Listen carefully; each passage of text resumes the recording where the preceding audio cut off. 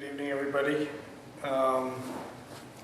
As Paul said, usually the second Wednesday of each month I give the Dharma Talk, and it was a perfect fit this month because in our tradition, and actually in many, many traditions of Buddhism, there is a practice of long retreat.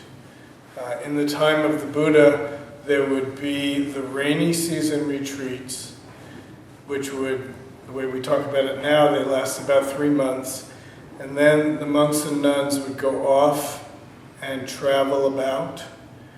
And at the end of another 3 months or so, they would come back for another long retreat, and then they would go off again. So there's a rhythm to practice in the Buddhist tradition that really dates back to the time of the Buddha. And in the Korean tradition, the time of, let's say, the rainy retreats is called Kyolche, which literally translates tight Dharma. So there would be 3 months of more intensive formal practice, and then there would be the 3 months to go out and live more in the world amongst the lay people, as it were, and probably teach and be supported and support the lay people. Then they'd come back for 3 more months, so it's this process of coming inward, going outward, coming inward, going outward. So in our Quantum School of Zen that Empty Gate is a part of, we call it Kyolche, and here in the United States and in Europe, we generally begin, depending on the calendar, but sometime soon after the first of the year.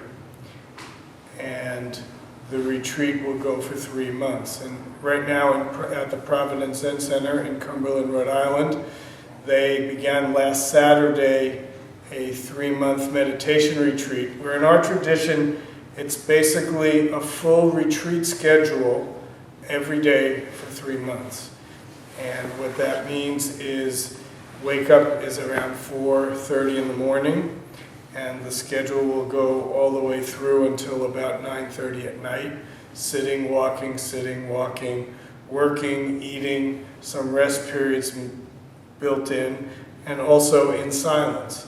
So these days there aren't that many in our school that do the full 3 months. There's probably about 6 or 7 people sitting in Rhode Island right now who are doing the entire 3 months, and then they're joined weekly by other people who are doing a shorter time of retreat. So that retreat will be going through until we have what we call Buddha's Enlightenment Day ceremony. So here at Empty Gate this year, we're trying to take advantage of this tight Dharma time. We're not having a full 3-month silent retreat. We are having a 3-day sitting retreat, not this coming weekend, but the following weekend, followed by, at the end of February, an 8-day retreat. And those are silent retreats in that same type of schedule. And what we're doing for the Wednesday night of the next 3 months is we'll be having either myself, I'll be giving a talk tonight, of course, the second Wednesday in February, and also the second Wednesday in March. And the rest of the Wednesday nights of this period will be people who have been practicing here at the Zen Center for a while, who in our tradition have a title of either a Dharma teacher or Dharma teacher in training. And they'll be giving Dharma talks based on this book. This book is called The Purpose of Zen, and it is really a compilation of talks that Zen Master Bon Soeng, who is our founding teacher, he's the man whose photo is on the wall back there. He came to the United States from Korea in 1972. He established the Quantum School of Zen and is the founding teacher of our tradition. We have about, I'd say about 100 Zen centers scattered across the globe, and practitioners in many different countries, all practicing this similar style. So what he has done in this book we call the Purpose of Zen is he's laid out his perspective on Buddhist practice. So he starts out with Theravadan practice, moves on to Mahayana practice, then moves on to Zen practice. The one he leaves out is Tibetan style practice, which is called Vajrayana practice. So that will not be covered over these next 3 months. So I'm kind of the introductory speaker for this book. And what I've done for this talk is I want to do 2 things. I'm going to start off with a very simple section, which is really the first section of the book, which is called The Purpose of Buddhism. So I want to lay out some of the basics. What you'll hear is my take on Zen Master Bon Soeng's take on Buddhism. So it's a little bit of the game of telephone that's going on here. We hear these phrases many times in Zen Master Bon Soeng's writings, specifically here in the Purpose of Zen, and also in something we call the Temple Rules, which guide the conduct and style of practice that we do. So this is very simple. It says here, the purpose of Zen, actually as I'm reading it, it says the purposes of Zen, but actually I think you can get rid of the plurality. But the purpose of Zen, he says, is first attain enlightenment, then instruct all beings.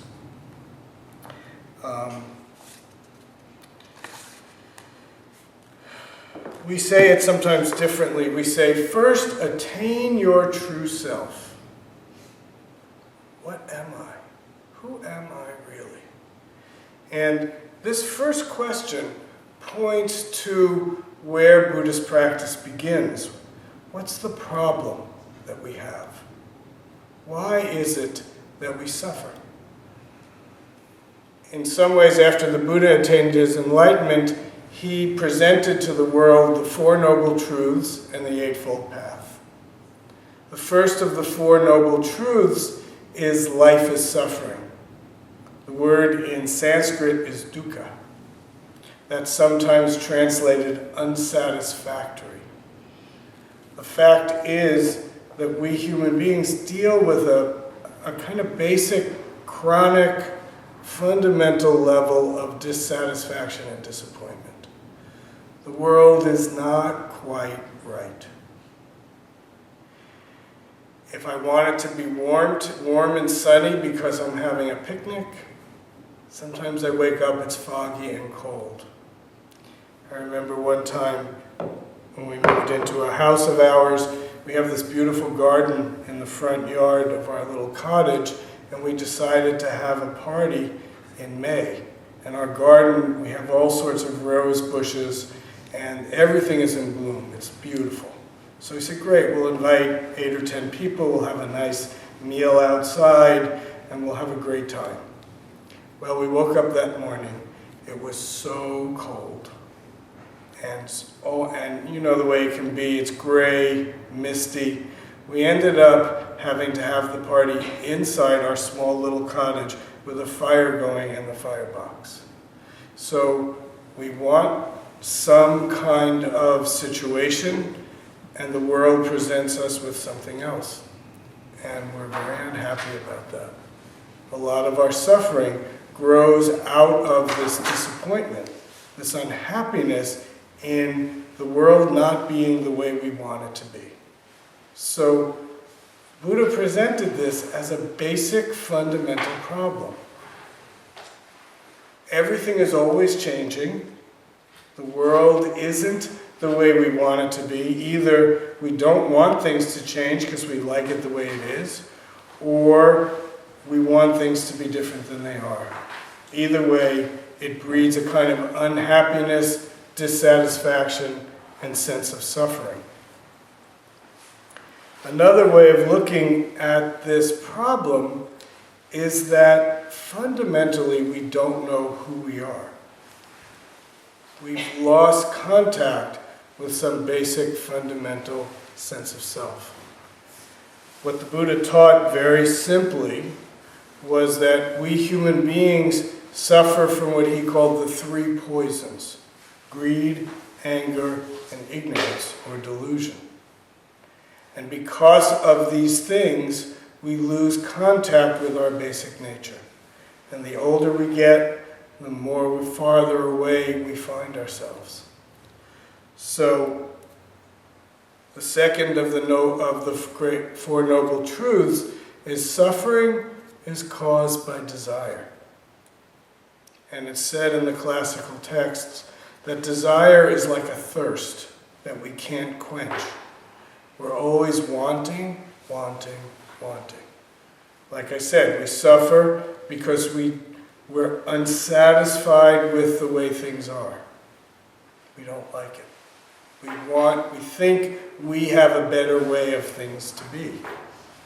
You know, I've told this story before, but our Quantum Sangha, about 90 of us traveled through India October 2011. And India is a very strange place. I'm sure you could say that's about the United States too. It's strange for us foreigners. There's garbage all over the streets. Cows and goats and pigs and dogs are interspersed with the traffic. You could be on what you think would be the closest thing you can see to a highway or a freeway, and suddenly you have to slow down because there's a cow in your lane. Imagine how we would react to that. Driving 80 miles an hour on 680, and suddenly there's a cow right in front of you. And you can't go anyway because it's crowded. There's cars to the left of you, there's cars to the right of you, and not only are there cars, but there are people and bicycle rickshaws and trucks and buses, and we like to have a nice little yellow line going down the street, so the one side of the yellow line, the cars are going this way, the other side of the yellow line, cars are going that way. But that's not how it works in India. Cars were going all which way. So almost everybody on the trip, it seemed to me, by the time we finished, they had some idea that would make India better. You know, if they only, then it would be better. Maybe. It's not that we're necessarily wrong with each thing we believe and think, but it's that critical cognitive view that if only this, then it would be better. And it breeds this chronic dissatisfaction.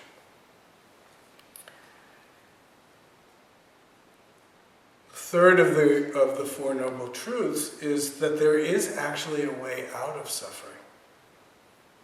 That this condition that feels so locked in actually can change. And then the fourth Noble Truth talks about the Eightfold Path, which is the Buddha's prescription, if you will, for how one can live their life in order to free themselves from suffering. All of the different Buddhist traditions stem from that basic teaching. All of the Buddhist traditions. Buddhism started in India in about, we say now, 25, almost 2,600 years ago. And it survived in India for on about 1,000 years. And at the end of 1,000 years, it basically got subsumed into the mainstream regular religion, the Hindu, what we now call Hindu practices and religion. So it, in many ways, died out in India. But then it spread. It went up north through China into Tibet, and then from China southward into Korea and Japan. And then there was another movement of Buddhism that went from India right into what we call Burma, Thailand, Vietnam. So there are these different types of practices because Buddhism took the forms and you might even say philosophical constructs of whatever country it moved itself into.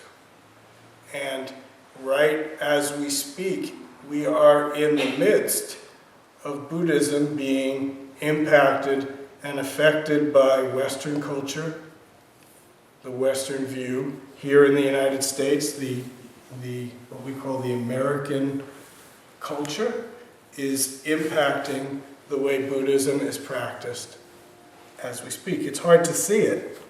It's hard to know exactly how it's happening. In a sense, as an aside, I would say that one of the major things that Western and American culture has added to Buddhism is the understanding of psychology, the practice of understanding mind from a particular vantage point that we call psychology.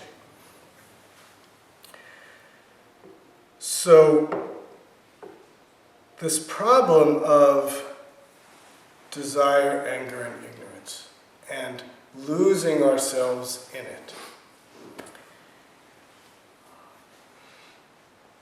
We, in our tradition, in our form of Zen practice, the way we attack this problem is what we say is through the practice of don't know, the practice of not knowing. We go to what I would call the counterintuitive. All of us were always taught, know more, use your knowledge, allow your knowledge to inform you and to help you find your way in the world. And of course there's an important place for that.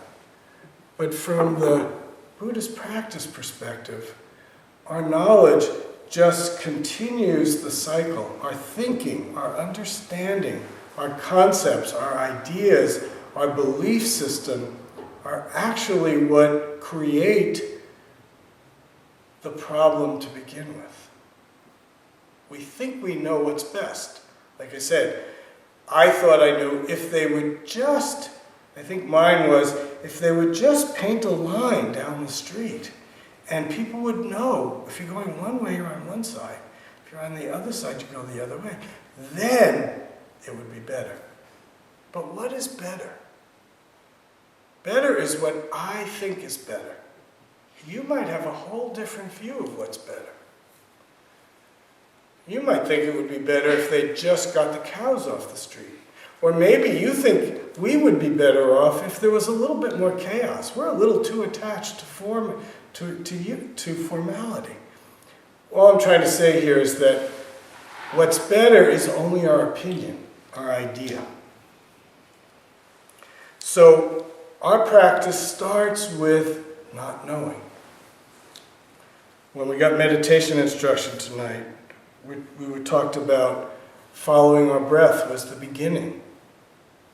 Finding our center, finding a place of stability, and not knowing is the fundamental point. I want to read you a passage from this Purpose of Zen.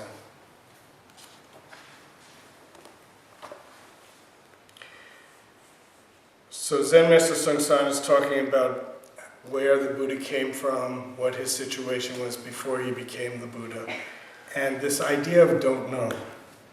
He says, for 6 years he practiced very hard. What am I? See, remember I talked about this fundamental question. What am I? And his response was, don't know.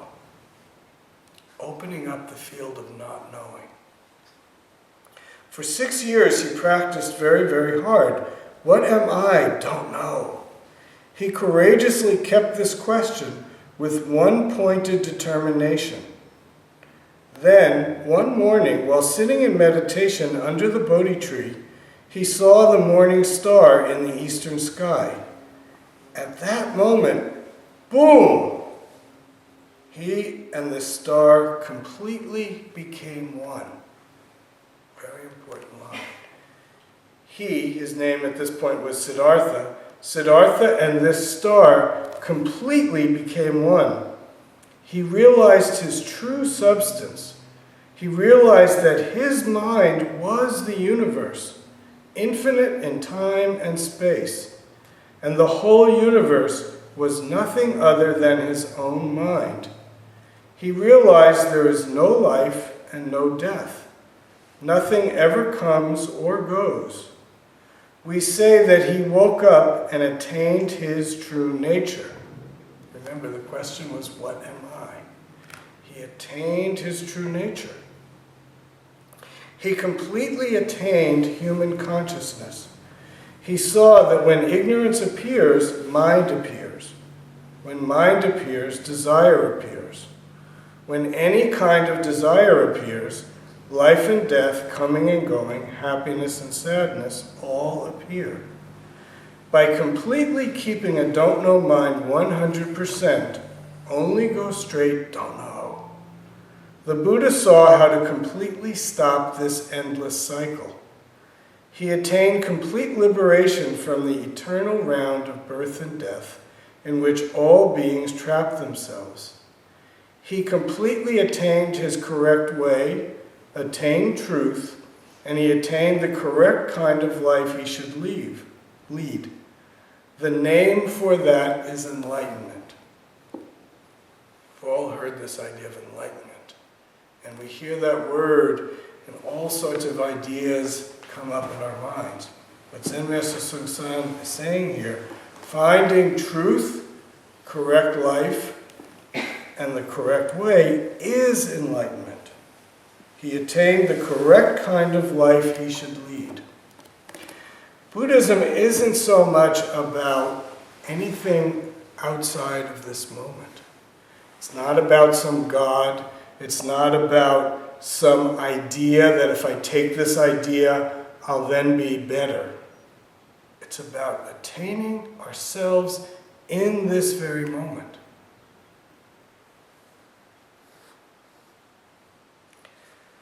There's another thing that he goes on to say that I want to point to. He talks about what he calls two kinds of religion. He says there's object religion and subject religion. I'm going to read this, I think. Buddhism is a subject religion. It seeks direct insight into the very nature of experience itself, beginning with insight into the nature of our being. What am I? What is this? And where did it come from? That's what we do here. It's not very esoteric. We're not looking for fancy language or some particular understanding outside of a direct experience of our own nature in this moment. One of the questions we sometimes use in our practice is the question, when does sugar become sweet? All of us know that sugar is sweet, but how do we know that? Most of the things we know in our life, we know because somebody else told us. You know, we live so much in a scientific age right now, and we have so many ideas and beliefs, and we don't even know where they come from. We hardly even know what our beliefs are. But this happens to me quite often. I may say something, and somebody will say, how do you know that? And I realize, well, I know it because somebody else told me. Something as simple as the earth is round. How do you know that? And why do you believe it? Maybe you could say, well, I've flown long enough in a plane, and maybe I saw some curve, but you don't see a curve in the earth when you're walking down the street. You don't really know that the earth is round. My nephew, who's just finished his PhD at Cal, he's told me nobody's ever seen an atom. Nobody really knows that there are atoms. I hear the word atom and I think, the little proton with the electrons going around it. Nobody's ever seen it. We don't know. All your political ideas, all your emotional ideas, how do you know they're true? You read things in the newspaper. You have a political argument with somebody says it should be this way, I say it should be that way. They say to me, well, how do you know that's true? And all I can say is I read it in the newspaper. I trust my sources, but I don't know myself. But Zen practice is about knowing for ourselves. Again, when does sugar become sweet? How do you know sugar is sweet? In this section in the Purpose of Zen, Zen Master Bon Soeng talks about how do you describe a watermelon.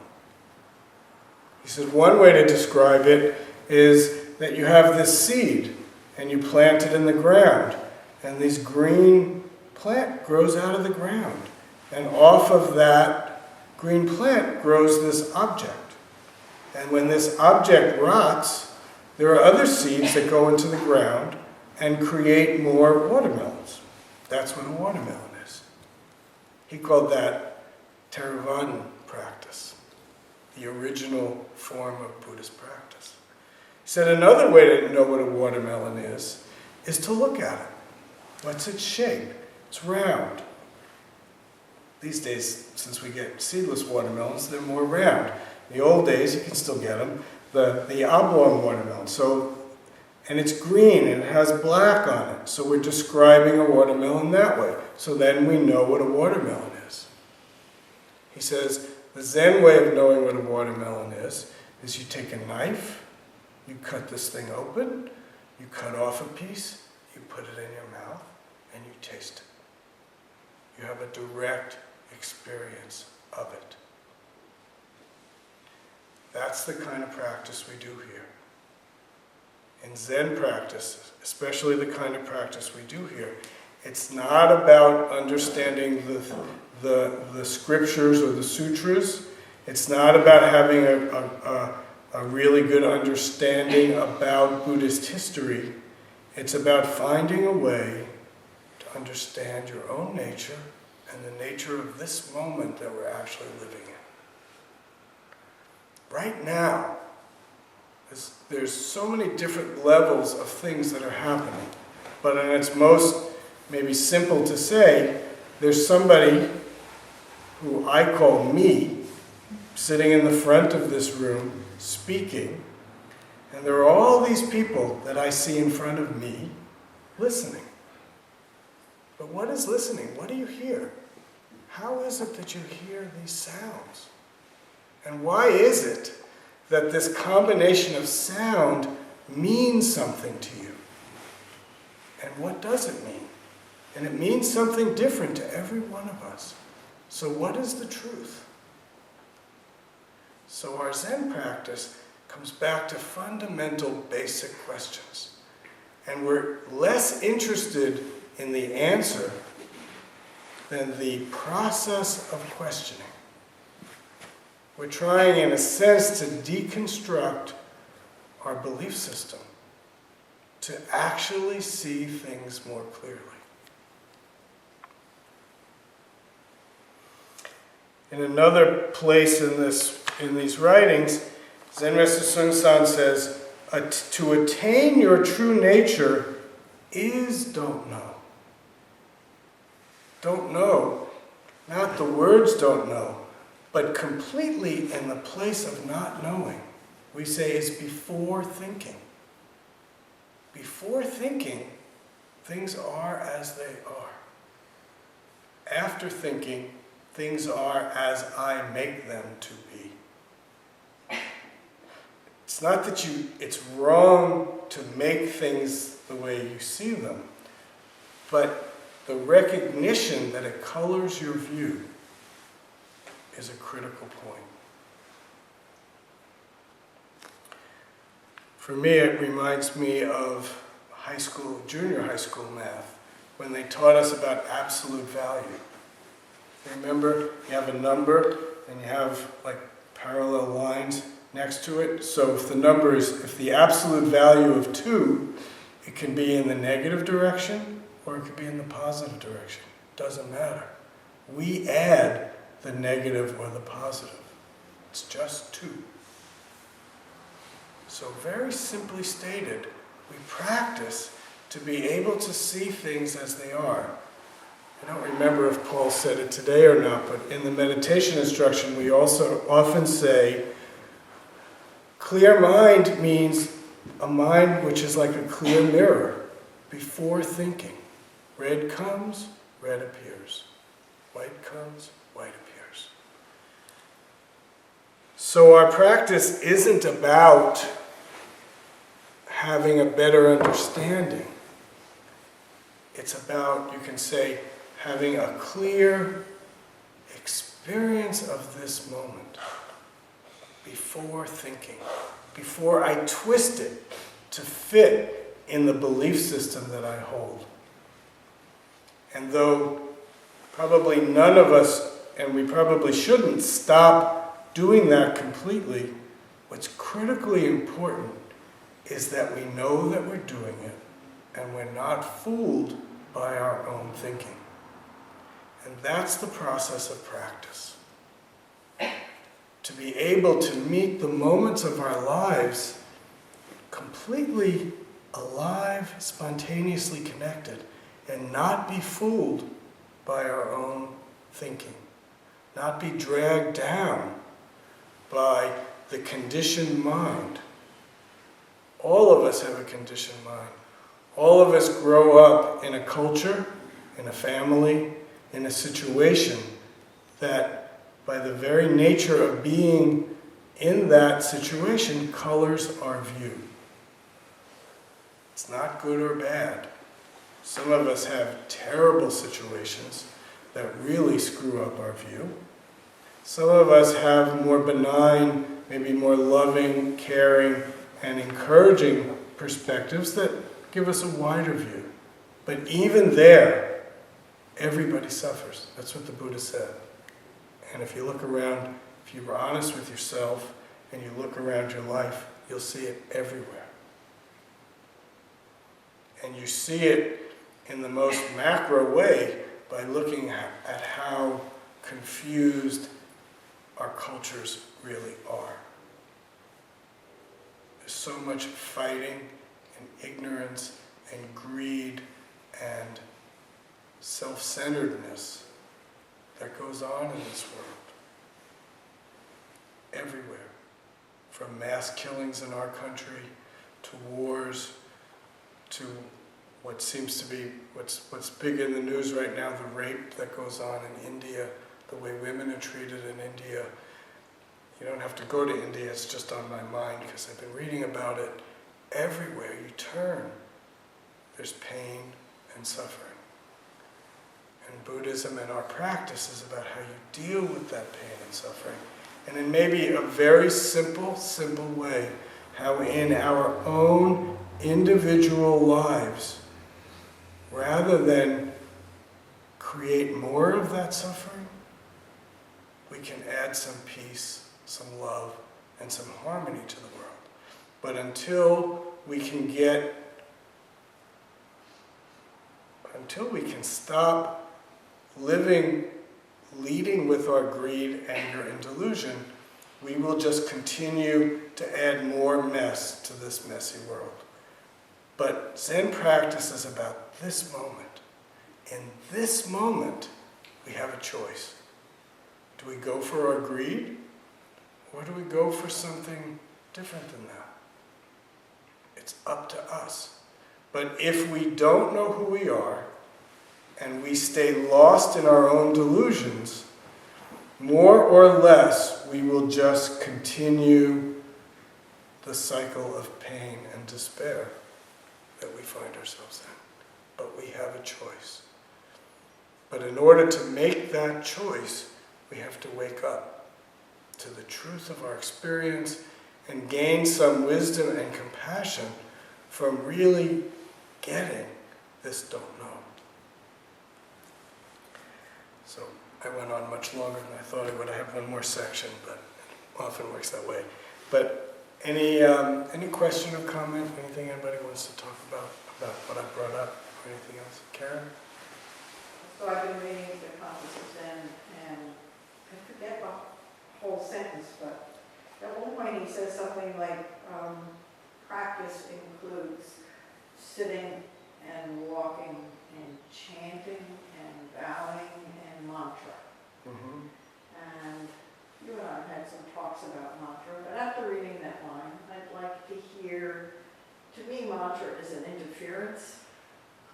That's your idea. I know. So maybe that's not for you. Well, see, I would say it also includes eating, shitting, peeing, sleeping, everything.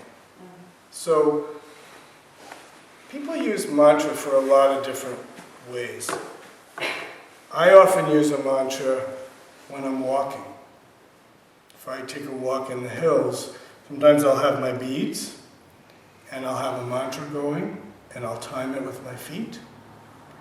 And I just find it helps me stay more present and focused and not just tripping out on my own thinking. That's how I use it. Some people use it. I don't think many people here at Empty Gate do it, but sometimes in the Dharma room you'll see people with these beads, and during meditation you'll see them moving their beads very slowly. They might move a bead and with a mantra. Everybody has their own way. The Buddha talked about skillful means. What works for you, do that. But what works for you may not work for you. So then you do that. So if mantra doesn't work for you, throw it away. Or maybe there's some resistance on your part. You might decide sometime, let me give it a try. Maybe I'll be surprised. Maybe I'll learn something about myself. It's all about uncovering and discovery. What am I? Okay? To be continued. what? To be continued. Yes. Sergey? First of all, thank you for the good detailed talk. My question is about your comment about the second noble truth. You said that we suffer because we want to our situation to be different than what it is.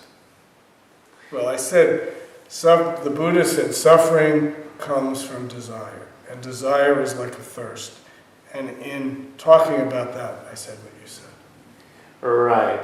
So I realize it's not the first question I asked this, but I feel this question is of critical importance. And the question is, if wanting to better our situation is the root of suffering, does it mean that we should give up on? Say that again. If wanting to better our situation is the root of suffering, You just changed what I said. I So- said wanting to change our situation. You just said wanting to better our situation. You added another twist. Go ahead. Okay, that's a good point. But I'll rephrase. Wanting to change, if wanting to change my situation is the root of suffering, does that mean that I should just drop such foolish ideas, like always, no matter what the situation is? No.